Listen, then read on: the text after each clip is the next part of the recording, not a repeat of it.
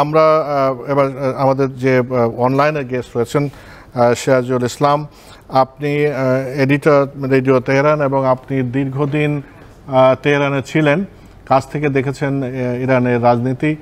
আপনার কাছে একই প্রশ্ন, মানে এই যে নাশকতার প্রশ্নটা কেন আসলো এবং এটার কতটা ভিত্তি আছে বলে মনে করেন? ভাই আপনাকে এবং স্টুডিওতে উপস্থিত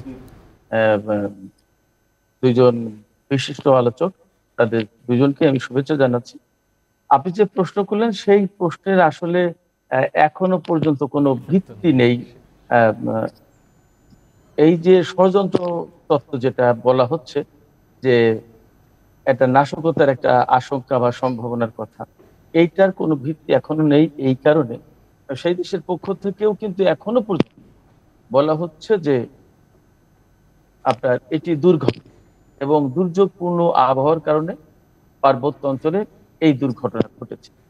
সেক্ষেত্রে যে দেশের প্রেসিডেন্ট, যে দেশের পররাষ্ট্রমন্ত্রী, সেই দেশের পক্ষ থেকে যখন বলা হচ্ছে দুর্ঘটনা, তখন আমাদের পক্ষ থেকে বলার সুযোগ নেই যে এটা নাশকতা বা ষড়যন্ত্রের ভেতর দিয়ে, ষড়যন্ত্রের মধ্য দিয়ে তাদের দুইজনকে হত্যা করা হয়েছে।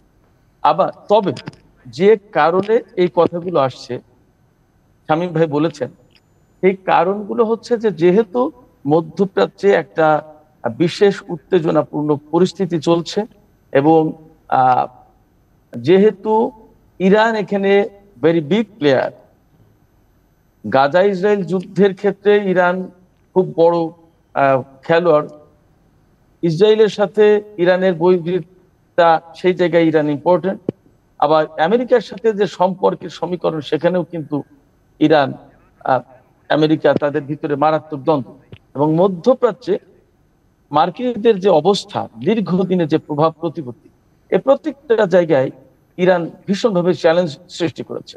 এবং খুব সম্প্রতি আমরা ইরান থেকে ইসরায়েলে হামলার ঘটনা দেখেছি, অর্থাৎ পাল্টা প্রতিশোধমূলক হামলা করেছিল। এই সমস্ত সবকিছু বিশ্লেষণ করে বলা যায় যে চলমান উত্তেজনাকর পরিস্থিতির কারণে এবং যেহেতু রাষ্ট্রের অত্যন্ত দুইজন গুরুত্বপূর্ণ ব্যক্তি একসাথে হেলিকপ্টার দুর্ঘটনায় নিহত হয়েছে, এই সমস্ত কারণেই মূলত বলা হচ্ছে যে ষড়যন্ত্রের মাধ্যমে বা ষড়যন্ত্রমূলক ভাবে তাদেরকে হত্যা করা হয়েছে।